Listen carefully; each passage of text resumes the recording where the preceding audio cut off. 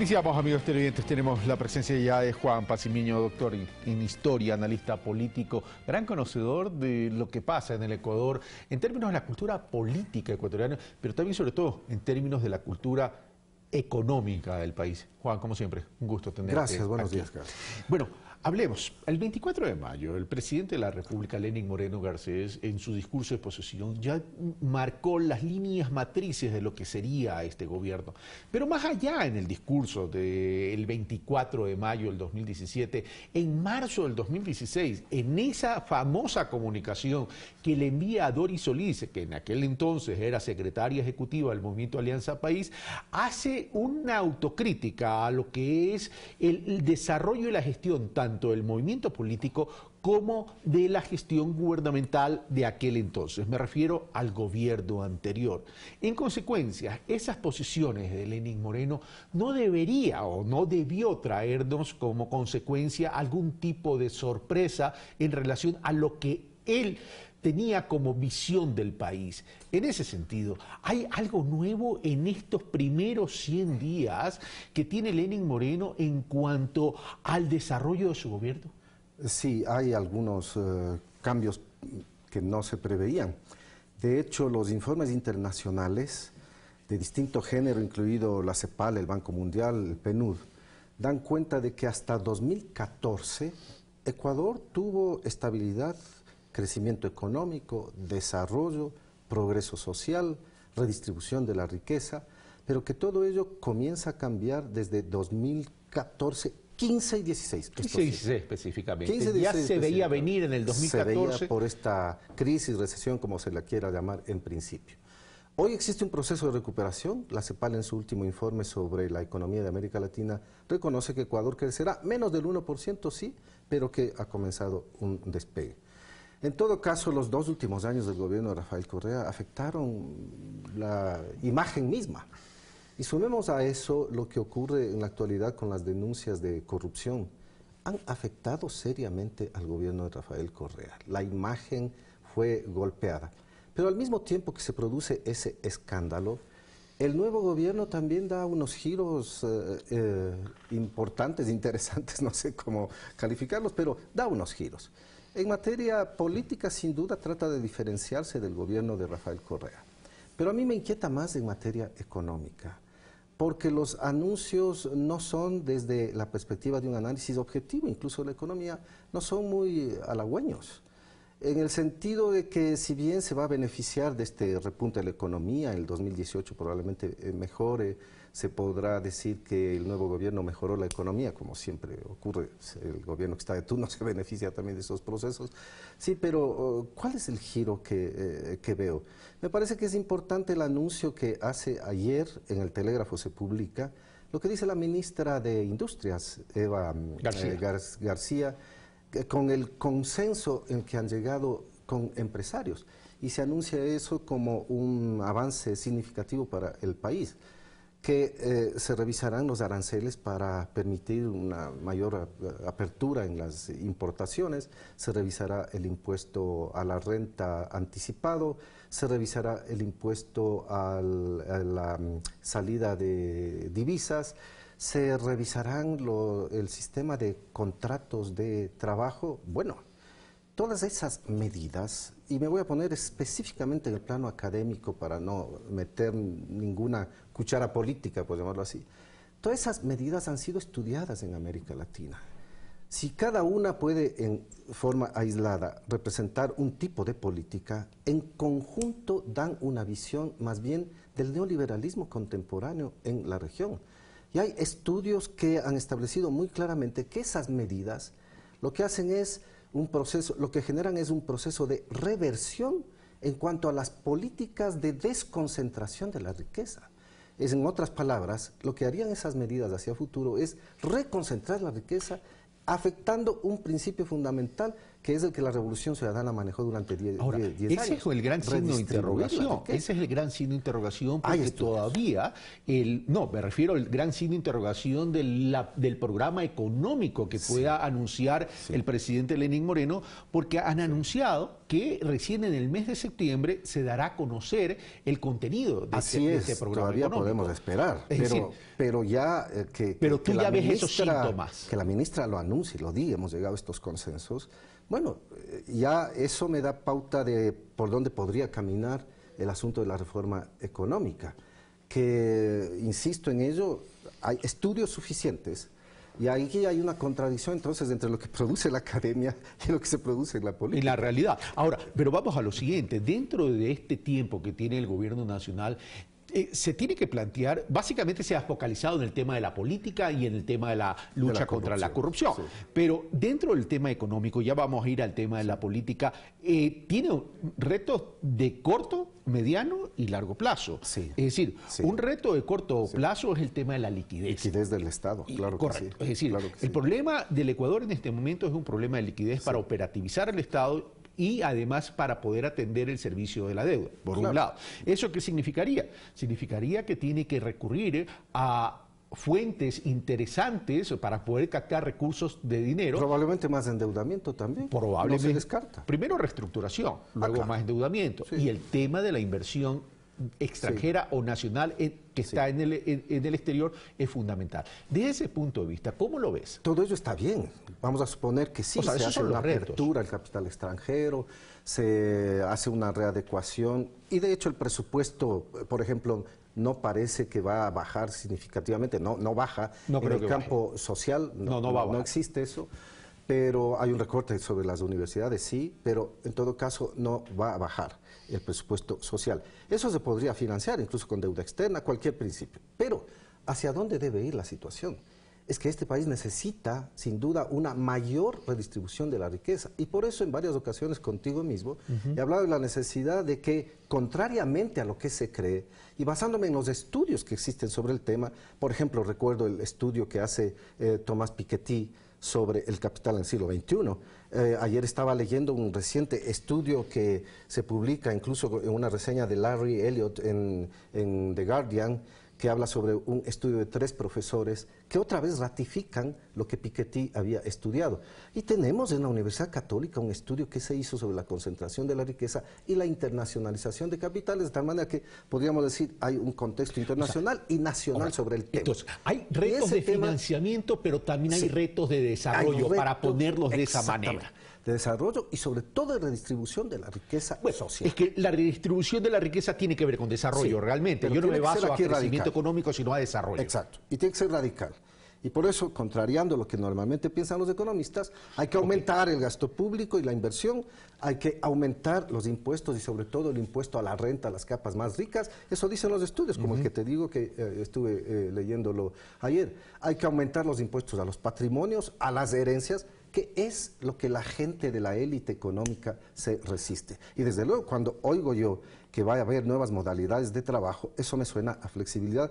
Y ahí es cuando personalmente me asusto y académicamente podría responder y digo, bueno, eso ha sido probado que es ineficaz. De tal manera que, haciendo una comparación muy rápida, si los temas de corrupción escandalizan, han golpeado al anterior gobierno, han golpeado la imagen de la Revolución Ciudadana, los temas económicos, si es que se consolidan con estas perspectivas neoliberales y al servicio de esas élites, no escandalizan, golpean, son una masacre social, porque en términos históricos y en términos de los estudios, reconcentran la riqueza y agudizan la situación de pobreza y cómo la generalidad de la población pierde condiciones de vida y de trabajo. Vamos entonces a hablar ahora de lo que debería ser el concepto de desarrollo que debería asumir el gobierno nacional en relación a los retos que hay.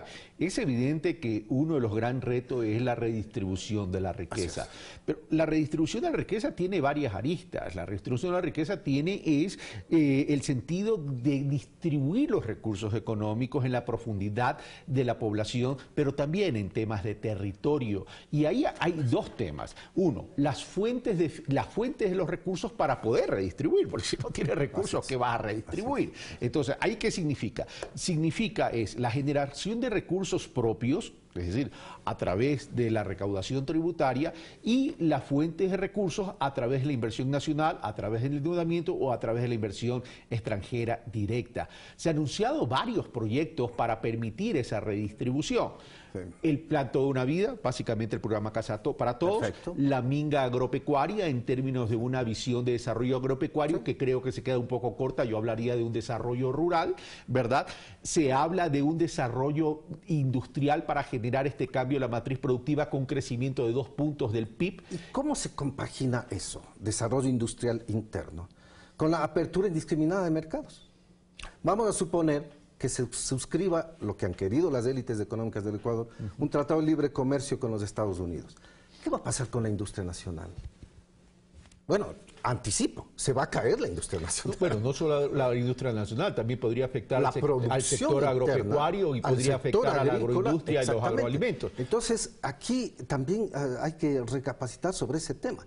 Si vamos a quitar aranceles para las importaciones, si vamos a abrirnos indiscriminadamente al capital extranjero, si vamos a abrir los mercados, ese principio que el propio gobierno ha sostenido, mantener la dolarización, bueno, yo creo que empieza a resquebrajarse. Yo tengo mis dudas en ese último punto, Juan. Yo sí quisiera entrevistar a la ministra de Industria, Eva García, porque en una economía dolarizada, tener esa apertura al tema de las importaciones puede ser peligroso. Es peligrosísimo. De pronto lo que habría que hacer, y a lo mejor lo estamos malinterpretando, por eso habría que ir a la fuente, pero tú lo has leído, es que la liberación de los aranceles tendrían que ver con bienes de capital y materia prima, que eso ya es otra cosa. Así es. Habría que pedir ese tipo de precisiones. Exactamente, eso es otra cosa, para que entren materias primas, que entre capital, para que la producción nacional se fortalezca. Pero aquí también hay una pugna entre comerciantes y productores internos. Los comerciantes importadores están en la misma mesa de diálogo, pero los comerciantes importadores quisieran que todo quede abierto, igual que los exportadores quisieran que todo el mundo esté abierto. Pero eso entra en contradicción con las necesidades nacionales de desarrollo productivo. Y por consiguiente hay que tener mucho cuidado cuando se habla esto de que vamos a abrirnos al mercado, de que sí a los tratados de libre comercio. Mucho cuidado. Bueno, habrá que preguntarle a nuestra buena amiga Eva García, pero no es un cuestionamiento personal, es un cuestionamiento a la política, a este tipo de políticas que tampoco están a la eventual todavía política a la eventual, seamos claros, a la eventual. Pero yo insisto de todas maneras, de acuerdo con los estudios académicos existentes, este tipo de políticas aperturistas agravan los problemas sociales. Vamos ahora a la otra arena del análisis, que es la arena política. Es decir, a ver, es evidente que el deterioro al interior del movimiento y la incidencia que esto pudiese tener en la gobernabilidad producto de la política real, porque el presidente necesita de votos en la Asamblea para poder pasar y hacer viable su programa económico y plantear las reformas que él quisiera, evidencia pues otro signo de interrogación. Ayer ya lo dijo, o sea, ayer ya lo anunció, por eso digo, la política parece que fuera por escena 1, escena 2, escena 3, escena 4, ahorita estamos... Telenovela de cada día. Así, ya perdí el número de qué escena estamos, pero ayer ya dio a entender que no le va a temblar la mano para convocar a consulta popular. Está bien, son sus legítimas armas políticas, pero sin duda alguna aquí también hay algunos rasgos interesantes. Todos los ecuatorianos, tú y yo a la cabeza en este set, ya que estamos al frente de la televisión, estamos de acuerdo en que se persiga la corrupción. Y yo agregaría, ha provocado un escándalo nacional el tema de la corrupción y quién sabe qué otros implicados más sigan saliendo porque el proceso todavía creo que seguirá durante ya se anuncia que en los próximos días se formalizará el acuerdo de cooperación eficaz con Capaya. Como sabemos decir en el Ecuador, caiga el que caiga. Y si es que era alto funcionario de gobierno anterior, pues perfecto. Eso tiene que dar en manos de la justicia. El tema es que caigan del Ecuador, no que caigan de allá. Pues, o sea, ese es el tema también. Claro que sí. Sí, tiene que perseguirse la corrupción. Pero al mismo tiempo hay que tomar en cuenta que este caso, estos hechos de corrupción, el tema de la corrupción, también se usa políticamente. Y no hay duda que hay un tipo de fuerzas políticas, sobre todo vinculados a esa élite tradicional, oligárquica, que quiere hacernos convencer que en el Ecuador existía todo un sistema armado para la corrupción. E incluso van más lejos, porque dicen que la Constitución del 2008 creó ese sistema y que apuntó y apuntaló, mejor dicho, esa corrupción. Eso no es cierto. Sí hay que perseguir la corrupción, pero hay que distinguir también del lenguaje político lo que está ocurriendo. Y en el lenguaje político hay estas derechas interesadas en crear la idea de que todo progresismo, todo gobierno de izquierda, todo tipo de política que va a la redistribución de la riqueza, que va a hacer planteamientos de cambio social y que afecte sus intereses, esa es una política errada y genera corrupción. Ahora, bueno, si vamos por ese lado, ¿cómo explicamos la corrupción bajo el gobierno de Hurtado, Febres Cordero y todos ellos? Sí, y mucho antes también. Y mucho antes, desde el siglo XVIII tenemos información sobre este asunto. Pero vamos a lo siguiente. Aquí, si vamos a hablar de la corrupción, aquí tendríamos mucha tela por cortar. Demasiada. Demasiada tela por cortar. El tema es que la institucionalidad se ve debilitada porque los modelos de gestión no han funcionado, no ha existido una articulación y no existe un sistema de control adecuado, eficaz y oportuno. Y en ese sentido, a lo mejor, el presidente está pensando en plantear algún tipo de reforma institucional. Perfecto. O sea, no para eliminar, sino para fortalecer. Perfecto, si es que está para fortalecerlo, quizás todos los ecuatorianos lo aplaudiremos. De hecho, ya hay cambios. Aunque yo sí eliminaría el sistema de contratación pública que lo inauguró el gobierno de Rafael Correa adelantó muchísimo en el Ecuador para el control de la corrupción. Eso no existía antes. Más o menos como la Contraloría, creada en 1927, adelantó enormemente en el control de la corrupción. Pero en la viña del Señor ocurren mil y un procesos.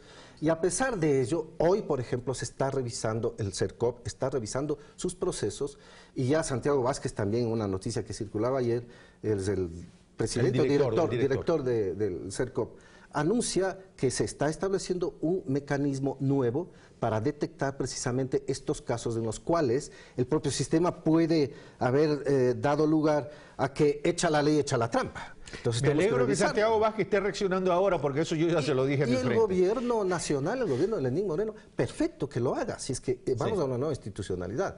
Lo que sigo insistiendo yo es que en esta diferenciación que existe, porque ya este es otro gobierno, definitivamente es otro, hay que responder a sus lógicas, hay que examinar sus lógicas. En este nuevo gobierno, si bien la política, su personalidad puede ser fijada, a nivel económico, ¿qué ocurrirá?